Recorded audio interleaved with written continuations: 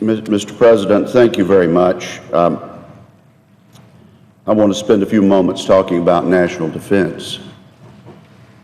As we all know, last week in a much anticipated address to the nation, President Obama outlined a plan to defeat the Islamic State in Iraq and Syria. I want you to know I intend to do my part to make this plan a success.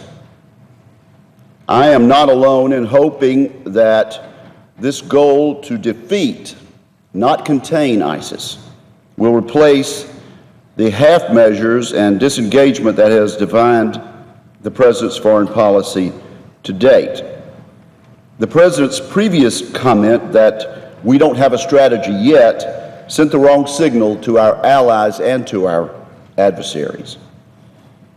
In response to the President's address last week, Congress and the American people are now seeking specifics about the new strategy.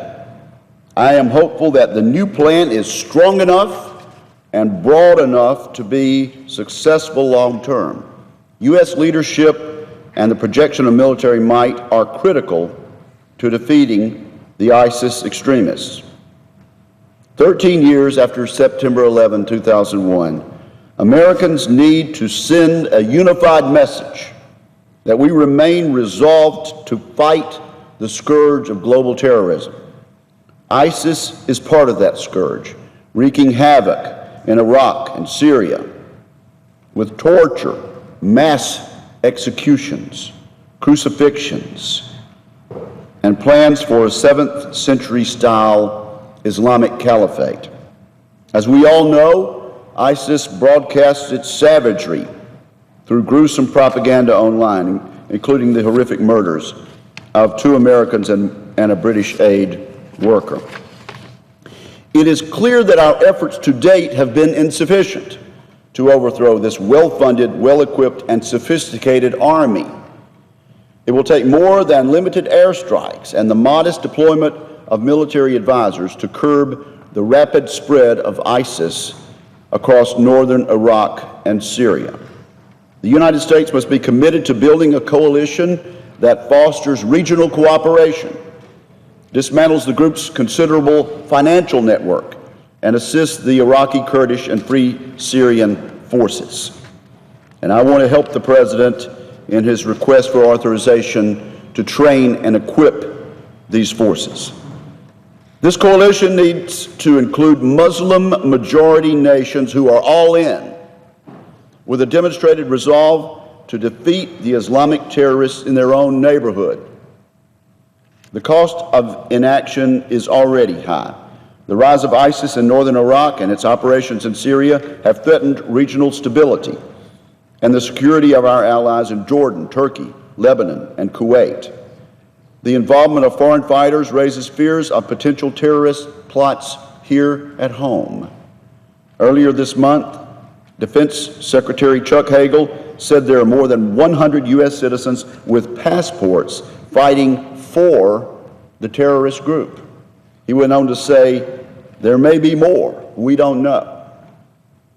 The Secretary of Defense. Secretary Hagel, who will testify tomorrow before the Armed Services Committee, has called ISIS, quote, an imminent threat to every interest we have, whether it's in Iraq or anywhere else, unquote. Secretary of State John Kerry has expressed similar alarm, saying, quote, the wickedness it represents must be destroyed, unquote. I agree. But if these statements are true, then we should respond to them aggressively.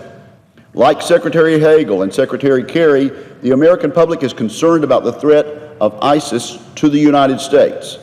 A new report by the Wall Street Journal and NBC News says nearly 7 in 10 Americans believe military action against ISIS in Iraq and Syria is in our national interest. Americans are ready for a bold international strategy to confront these extremists whose ruthless campaign of terror and ethnic cleansing have survived for too long. These radicals have driven tens of thousands of Iraq's Yazidi and Christian minorities from their homes and fears. According to news reports, thousands of civilians have been slaughtered across northwestern Iraq.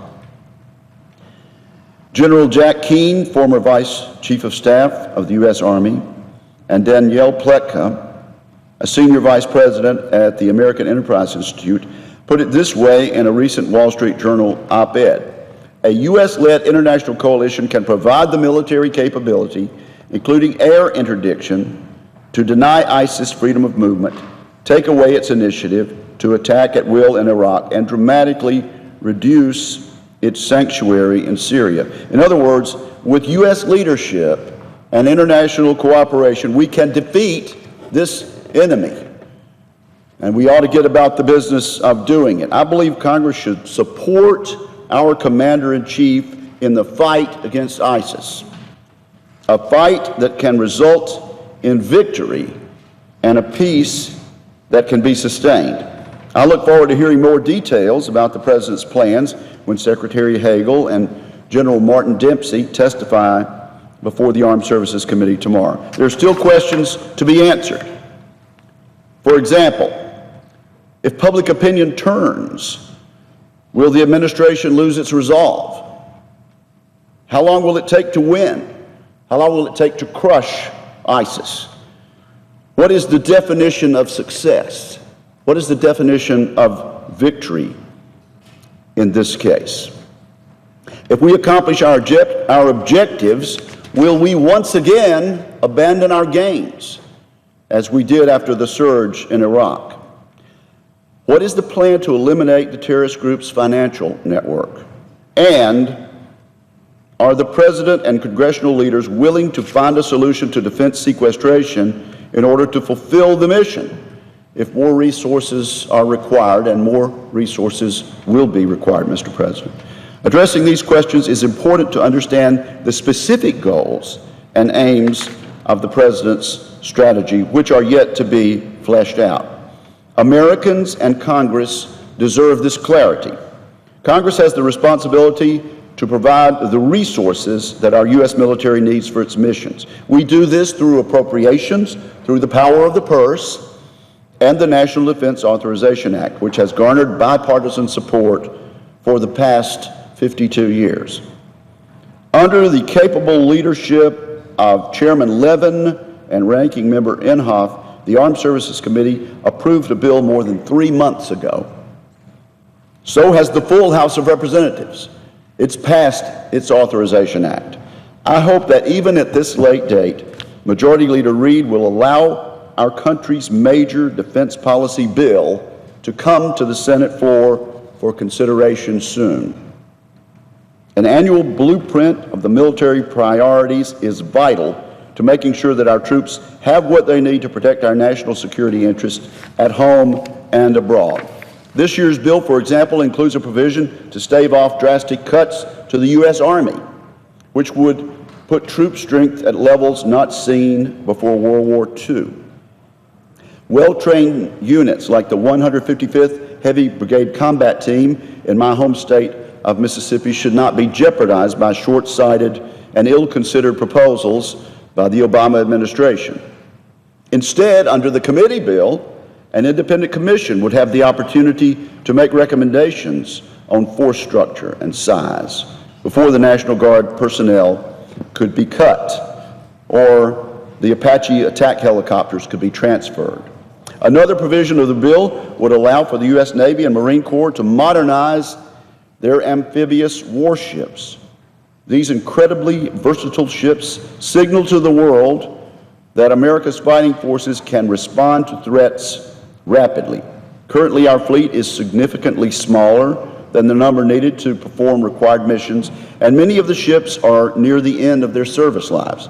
The Defense Authorization Bill, as passed on a bipartisan basis by the committee, would authorize the construction of a 12th LPD-17 warship, ensuring that the men and women who defend us in perilous corners of the globe have world-class hardware for their missions. I believe it would be a fitting tribute to Senator Levin, who is retiring at the end of this year after decades of distinguished service, for the Senate to take up this bill in regular order and pass it as a tribute to our retiring chair.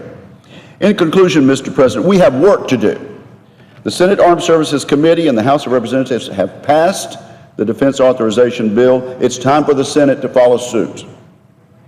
America has the most formidable fighting force in the world, and this presence must remain resilient as dangerous groups like ISIS put our interests at risk. The rapid rise of these barbaric terrorists is a wake-up call for U.S. leadership. Now that the President has declared his intention to degrade and destroy ISIS militants, we must ensure that the mission is fulfilled.